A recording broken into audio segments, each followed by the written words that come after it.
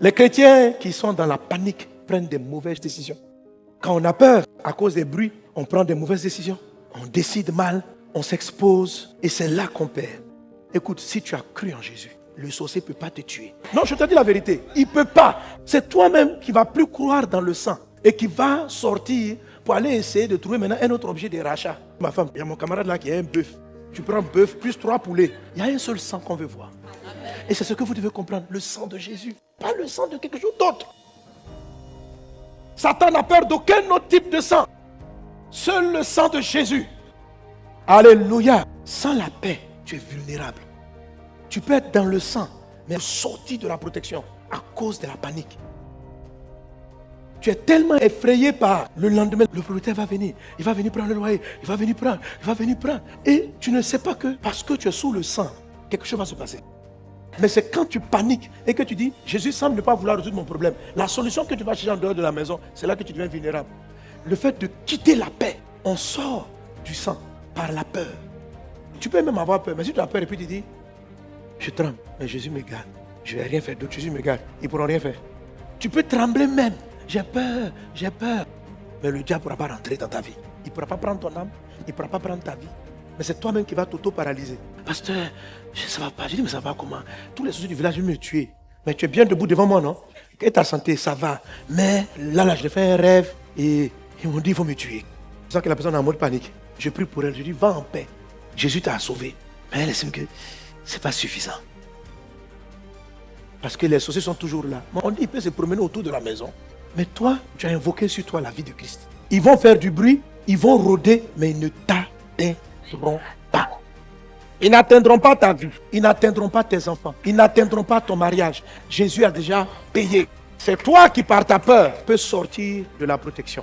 Et le calme de Dieu est ce dont tu as besoin pour pouvoir rester dans l'atmosphère de la protection. Marc chapitre 4, à partir du verset 35, la Bible nous raconte cette histoire. Il est dit, ce même jour, Jésus leur dit, passons à l'autre bord. Après avoir envoyé la foule, ils l'amenèrent dans la barque où il se trouvait et il y avait aussi d'autres barques avec lui. Il s'éleva un grand tourbillon et les flots se jetaient dans la barque au point qu'elle se remplissait déjà. Et lui dormait à la poupe sur le coussin et ils le réveillèrent. Et il lui dit, Maître, ne t'inquiètes-tu pas de ce que nous périssons?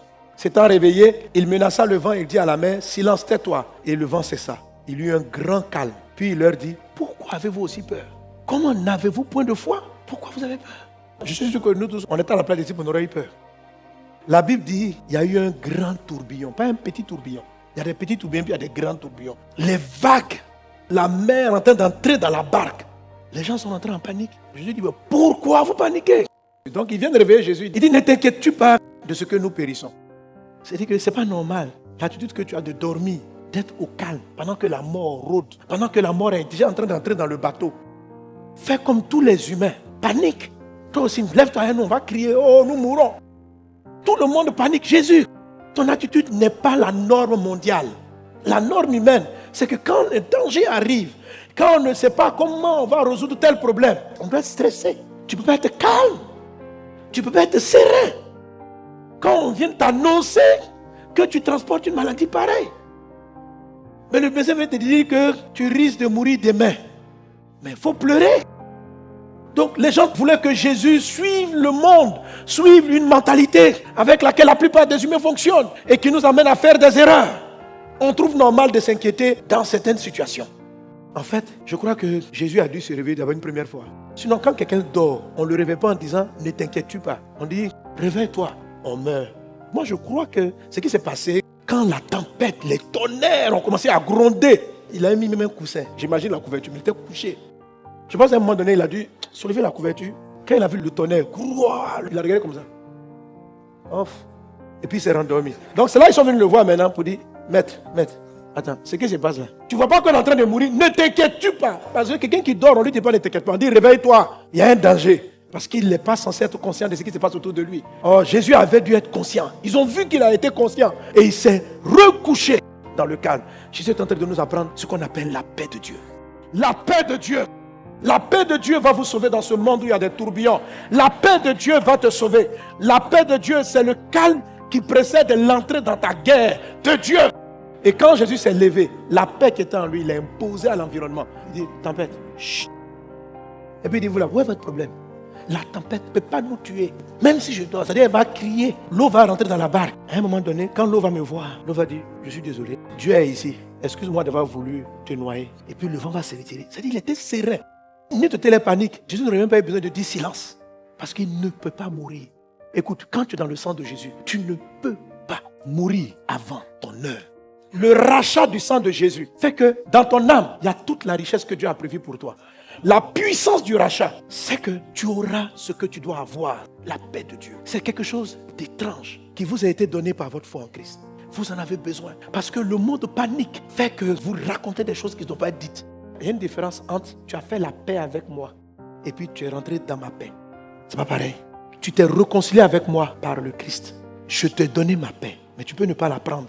Ma paix, c'est qu'au milieu même des mauvaises nouvelles, elle te donne un calme, une paix, une tranquillité qu'on appelle le repos. Et de cet état-là, il y a une puissance de Dieu qui se manifeste. Et Dieu agit toujours. Les sorciers ne peuvent pas t'arrêter, mais tu es dans l'agitation. Le repos, c'est d'être conscient de la puissance qui nous garde. C'est d'être conscient et d'en profiter. Est-ce qu'il y aura des tempêtes autour de nous? Oui, il y en a. Il y en a, il y en aura. Les tempêtes ne cessent pas. La paix de Dieu n'est pas l'absence de tempête. La paix de Dieu ne dépend pas des tempêtes. Elle vient de ton être intérieur. Jean chapitre 14, verset 27.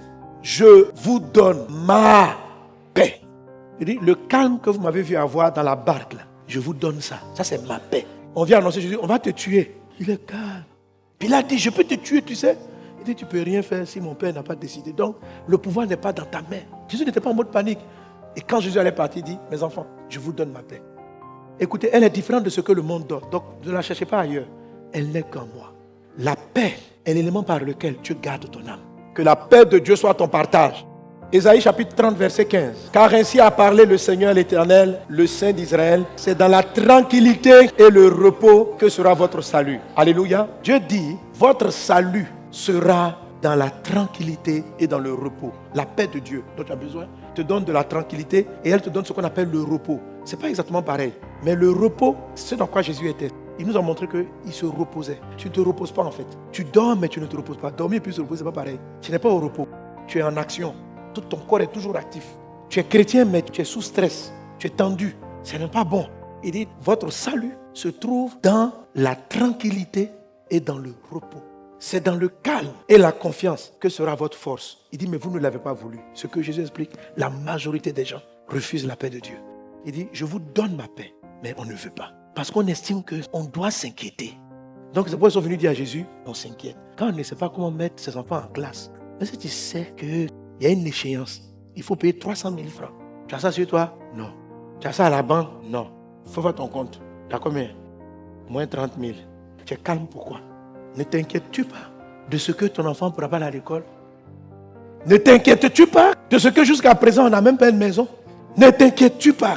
C'est ça qui fait que les chrétiens ne dorment pas et ils ne vont pas loin. On meurt nous-mêmes sous la protection de Dieu. Dieu ne travaille pas dans la panique. C'est pourquoi une arme que le diable utilise pour voler, retarder les âmes des chrétiens, c'est la peur. La peur, l'inquiétude, la panique. Il oppresse, il te presse. Il t'envoie des informations, espérant que tu paniques, il essaie que tu sautes. Sauf que tu n'es pas dans le repos. Il faut que tu entres dans le repos. Il faut que tu aies la paix de Dieu et que tu rentres dans le repos de Dieu. Le repos est tellement important. C'est ce qui permet à Dieu d'agir. Il dit, j'agis dans le calme. Tu dis, Jésus, sauve-moi, ça ne va pas. Si demain tu n'interviens pas, vraiment, je vais mourir. Tu agis, calme-toi. Écoutez, vous ne pouvez pas tout faire avec vos moyens. Vous ne pouvez pas tout faire avec vos ressources. Pour que tu profites du repos, Dieu va faire en sorte que tu ne puisses plus t'appuyer sur ton argent. C'est-à-dire qu'il va te donner des rêves que ton argent ne peut pas atteindre. Il va te donner des visions que tes forces ne peuvent atteindre. C'est pourquoi Dieu a besoin souvent que tu sois très fatigué. Il dit, pardon, repose-toi, laisse-moi prendre le contrôle. Je dis, non, je vais me battre par mes propres forces. Tu ne vas pas y arriver. Entrez dans le repos de Dieu. Laissez Dieu combattre pour vous. Laissez Dieu réaliser ses promesses. Rentre en paix dans le calme de Dieu. Que la paix soit ton partage au nom de Jésus. La paix de Dieu, ça ressemble à deux personnes. On veut quitter Abidjan pour aller en France. Celui qui va par ses propres efforts, il marchait. C'est-à-dire, il va rencontrer les brigands, les moustiques, quand il va traverser les forêts. Après le désert, la chaleur, les montagnes, il va souffrir. C'est même pas sûr même qu'il arrive à destination. Ça, c'est quelqu'un qui se bat, qui essaie d'atteindre une vision en s'appuyant sur sa force. C'est pourquoi Dieu dit, entrez dans le repos. Parce que je peux être dans la maison, le sang de Christ m'a racheté, mais je ne me repose pas. Il dit, entrez dans le repos. Le repos, C'est cet état-là que Dieu va te communiquer. Quand on dit Dieu combat pour toi, c'est juste entre dans un avion. Et puis il y a quelqu'un qui est en train de marcher, qui va aussi en France. Il dort et il avance. Ce n'est plus lui qui avance, c'est l'avion qui avance. C'est ça on dit Dieu combat pour toi. C'est-à-dire toi tu es assis dans le repos, Jesus est là, le repos de Dieu, tu es assis. Le monsieur il se bat, il n'est même pas arrivé à Sikensi. Toi tu es déjà arrivé. Le repos est une dimension qui va faire accélérer votre vie. C'est-à-dire que tu es couché dans le repos de Jésus et ta vie avance. Le repos est quelque chose qui vous rend humble parce que tu sais que ce n'est pas toi. Tu constates que le ciel est ouvert. C'est ça le repos de Dieu. Il y a une fatigue à voyager dans un avion, mais c'est la fatigue de la longueur du trajet. Mais ça n'a rien à voir avec celui qui se bat par ses propres forces. Mais l'avion a besoin d'une chose. Le repos a besoin d'une chose. Quand on monte dans un avion, il y a une chose qu'on fait. C'est qu'on renonce à soi. Vous savez ça, non? Tu donnes ta vie au pilote. Tu ne le connais même pas. C'est-à-dire tu perds le contrôle, quoi. Quand tu es à pied, là, tu as le contrôle. Mais quand tu n'es pas à pied, tu n'as plus de contrôle. C'est cette perte de contrôle-là qui nous effraie. Ne pas contrôler.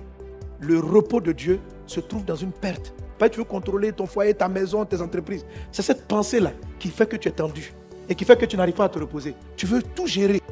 Tu es trop responsable. Il faut être responsable. Mais il y a un moment donné, tu dois mettre ta responsabilité sur Dieu. La conscience de tout bien faire, là, ça t'épuise.